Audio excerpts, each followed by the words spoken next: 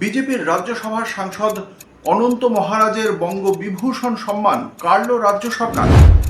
কি বলছে নেতাজির পরিবার, কি বলছে তৃণমূল কংগ্রেস?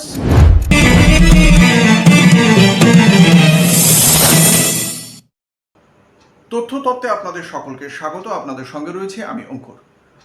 বিজেপির রাজ্যসভার সাংসদ অনন্ত মহারাজকে যে বঙ্গবিভূষণ সম্মান দেওয়া হয়েছিল 2026 সালের 21শে ফেব্রুয়ারি তৃণমূল কংগ্রেস সরকারের পক্ষ থেকে এই সম্মান দেওয়া হয়েছিল। অনন্ত মহারাজকে সেই সম্মান কেড়ে নেওয়া হলো, প্রত্যাহার করা হলো রাজ্য সরকারের পক্ষ থেকে। শুভেন্দু অধিকারীর সরকারের পক্ষ থেকে এই সিদ্ধান্তের কথা বিজ্ঞপ্তি আকারে জানিয়ে দেওয়া হয়েছে এবং এখানে খুব স্পষ্টভাবেই জানানো হয়েছে সম্মান তাকে প্রদান করা হয়েছিল, সেই সম্মানের মর্যাদা রাখতে পারেননি বলেই তার থেকে এই সম্মান কেড়ে নেওয়া হয়েছিল। কিন্তু অনুমান করা হচ্ছে সম্প্রতি নেতাজি সুভাষচন্দ্র বসুকে নিয়ে বারংবার অপমানজনক মন্তব্য করেছিলেন এই অনন্ত মহারাজ, বিজেপির রাজ্যসভার সাংসদ। সেই কারণেই তার বিরুদ্ধেই পদক্ষেপ হতে পারে। প্রথমে দর্শকদের শোনাবো কি বলেছিলেন বিজেপির রাজ্যসভার সাংসদ অনন্ত মহারাজ নেতাজি সুভাষচন্দ্র বসু সম্পর্কে। মহাত্মা গান্ধী নেহরুর আন্দোলনে ভারতবর্ষ স্বাধীন হয়েছে, বাকি রাষ্ট্রগুলো কেউ স্বাধীন হলো? মানে কোন মহাত্মা গান্ধী ছিল, কোন নেহরু ছিল? হ্যাঁ, আজাদিন ফৌজ নেতাদের বাপের তাগত আছে নাকি অর্গানাইজ করে ফৌজ বানায়? সব ভারত ব্রিটিশের সৈন্যটা, ব্রিটিশের সৈন্য। স্যার বলছো শোনো, ব্রিটিশের সৈন্যকে জার্মান নিয়ে গেছে বন্দি বানায়, আর সেই জার্মানে নেতাজিকে দিছে, আর নেতাজি সেটাকে অপব্যবহার করেছে। বলেন, তা ব্রিটিশের যখন শাসন ছিল, তা ব্রিটিশদের শাসন ছেড়ে চলে যায় নাই, তো সেই ব্রিটিশের বিরুদ্ধে যে আজাদিন ফৌজ গান ধরেছে, বন্দুক ধরেছে, তাদের স্ট্যান্ড হ্যান্ড কেন দিল না? মৃত্যুদণ্ড কেন দিল না? তাদের কাছে দিল কেন? গত প্রায় এক মাস ধরে বিভিন্ন সময় এই অনন্ত মহারাজ বিভিন্ন জায়গায় দাঁড়িয়ে নেতাজি সুভাষচন্দ্র বোস দেশের একজন অত্যন্ত বীর স্বাধীনতা সংগ্রামের সেনানী, তার সম্পর্কে এমন মন্তব্য করে যাওয়া সত্ত্বেও টনক নড়েনি রাজ্য সরকারের। গত 11ই আগস্ট অনন্ত মহারাজের এই সমস্ত মন্তব্যের প্রতিবাদে শ্যামবাজার পাঁচমাথার মোড়ে নেতাজি মূর্তির পাদদেশে এই তার বক্তব্যের প্রতিবাদ করেন মমতা বন্দ্যোপাধ্যায় এবং তারপরে 11ই আগস্টের পরেই 12ই আগস্ট শুভেন্দু অধিকারীর পদক্ষেপ দেখা গেল। 11ই আগস্ট কি বলেছিলেন মমতা বন্দ্যোপাধ্যায়, শুনুন। खंडन करने के लिए आए हुए हैं कि सुभाष चंद्र बोस हमारा देश के सबसे बड़ा नेता है। गांधीवाद, सुभाषवाद, जिंदाबाद जिंदाबाद। हम देश नायक जो नेताजी सुभाष चंद्र बोस को देश नायक कहते हैं। और बीजेपी का लोग जो अभी सुभाष चंद्र बोस के नाम पे बहुत गाली दे रहा है, असम्मान कर रहा है, हम इसको पसंद नहीं करते हैं, हम इसको दिक्कत जानते हैं। इसी के लिए सुभाष चंद्र बोस को मूर्ति को हम लोग नमस्ते करने आया है। 12ই আগস্ট শুভেন্দু অধিকারী তিনি কি বলেছিলেন সাংবাদিক সম্মেলন করে, শুনুন। আমরা পরিষ্কারভাবে আমাদের সাইবার সেলকে ইনস্ট্রাকশন দিচ্ছি, যারা সোশ্যাল মিডিয়াতে পশ্চিমবঙ্গের অধিবাসীরা নেতাজি সুভাষচন্দ্র বসু সম্পর্কিত অপমানজনক মিথ্যা অপপ্রচার করার দুঃসাহস দেখিয়েছেন, তাদের বিরুদ্ধে সরকারি ব্যবস্থা নিক। আজকে উত্তরবঙ্গের বিধায়ক এবং মন্ত্রীরা মুখ্যমন্ত্রীর কাছে দাবি করেছেন, যেখানে অভিযোগ আমরা পেয়েছি ভারতীয় ন্যায় সংহিতা অনুযায়ী সেকশনে কেস হবে। ফেসবুককে এবং সোশ্যাল মিডিয়ার যে প্ল্যাটফর্ম আছে, তার যে সিস্টেম আছে, সেটাকে আমরা রাজ্য সরকারের পক্ষ থেকে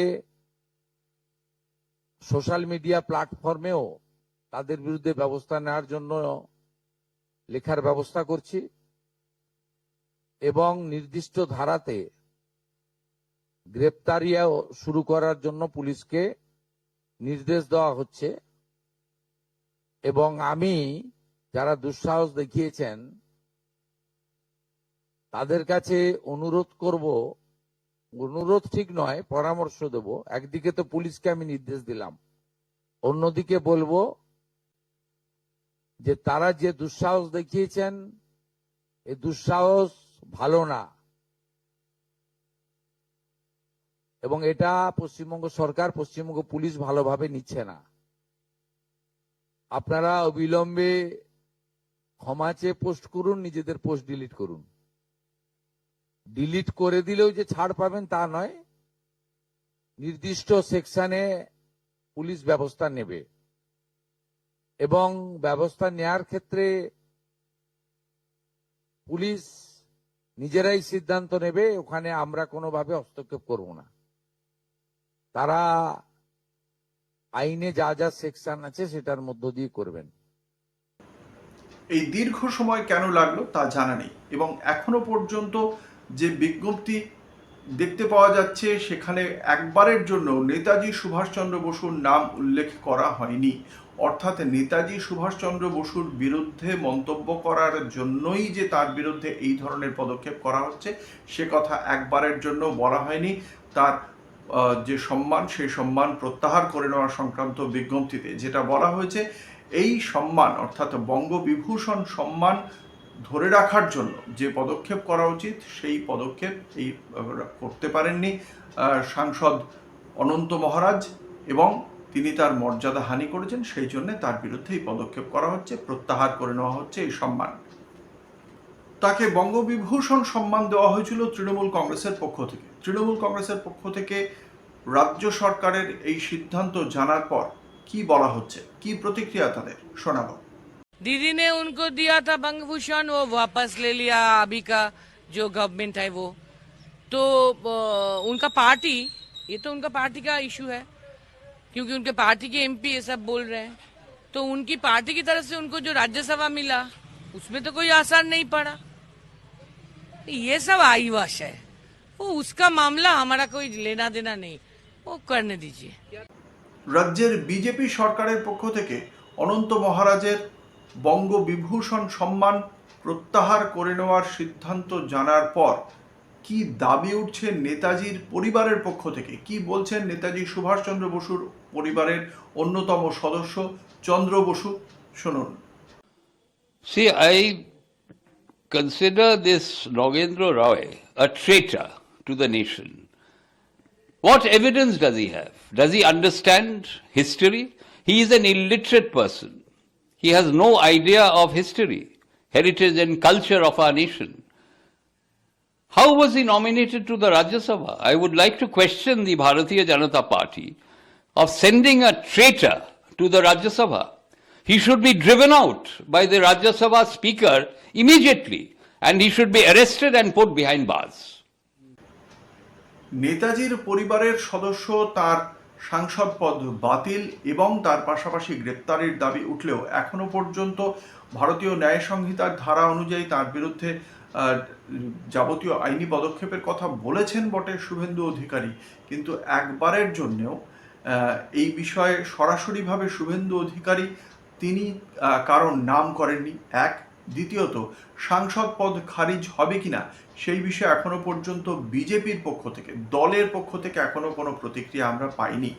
অন্যদিকে এই যে সাংসদ অনন্ত মহারাজ, তিনি যখন রাজ্যসভার সাংসদ হন তখন তিনি যে প্রার্থী পদের জন্য যে হলফনামা জমা দিয়েছিলেন সেই হলফনামায় তিনি উল্লেখ করেছিলেন তিনি ক্লাস 8 পাস, এবং ক্লাস 8 পাস হিসেবে অসমের সরুপেটা ইংলিশ হাই স্কুল থেকে 1975 সালে তিনি ক্লাস 8 পাস করেছেন বলে জানিয়েছেন।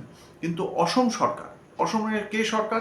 বিজেপির সরকার, মুখ্যমন্ত্রী হিমন্ত বিশ্ব শর্মা, সেই বিজেপি সরকার বলছে অসমে এই সরুপেটা ইংলিশ হাই স্কুল বলে কোনো স্কুলই নেই, তাহলে ডিগ্রিটা তাকে কে দেবে বা সার্টিফিকেটটা তাকে কে দেবে 8 পাসের? তো ঠিক সেক্ষেত্রে এই তথ্য অসম সরকার, বিজেপির সরকার জানানো সত্ত্বেও এতদিন পর্যন্ত তার বিরুদ্ধে, এই রাজ্যসভার সাংসদের বিরুদ্ধে কোনো পদক্ষেপ করা হয়নি। রাজ্যসভা থেকে তার সাংসদ পদ খারিজ হয়নি, তার হলফনামায় এই ধরনের জালিয়াতি আছে বলে অভিযোগ উঠলেও তার বিরুদ্ধে কোনো পদক্ষেপ হয়নি। ফলে সেক্ষেত্রে অনন্ত মহারাজের সাংসদ পদ এবার খারিজ হয় কিনা সেটা যেমন দেখার রয়েছে, অন্যদিকে রাজ্যের মুখ্যমন্ত্রী শুভেন্দু অধিকারী বলার পর তার বিরুদ্ধে গ্রেপ্তারের কোনো প্রক্রিয়া শুরু করে কিনা রাজ্য পুলিশ, সেদিকে একটা দেখার বিষয় রয়েছে। এবং এই 1 মাস যে দেরি হলো তারও হয়তো জবাব চাইতে পারে রাজ্যের মানুষ, তার কারণ বাঙালি সুভাষচন্দ্র বসু সম্পর্কে অত্যন্ত সংবেদনশীল, তার কোনো প্রকার অপমান বাঙালি কিন্তু সহ্য করবে না। ফলে এক্ষেত্রে রাজ্যের সরকার এবং রাজ্যের শাসক দল বিজেপি অত্যন্ত দ্রুত এই বিষয়ে সুনির্দিষ্ট পদক্ষেপ করতে হবে, শাস্তিমূলক পদক্ষেপ করতে হবে এই ধরনের বক্তব্য রাখার জন্য তাদের দলের সাংসদ অনন্ত মহারাজের বিরুদ্ধে, এবং বাঙালি সে বিষয়ে অবশ্যই নজর রাখবে, তাতে কোনো সন্দেহ নেই। আমার প্রতিবেদন যদি আপনাদের ভালো লাগে তাহলে লাইক, কমেন্ট, সাবস্ক্রাইব, শেয়ার করুন। দেখতে থাকুন অঙ্কুর আট তথ্য তত্ত্ব। নমস্কার।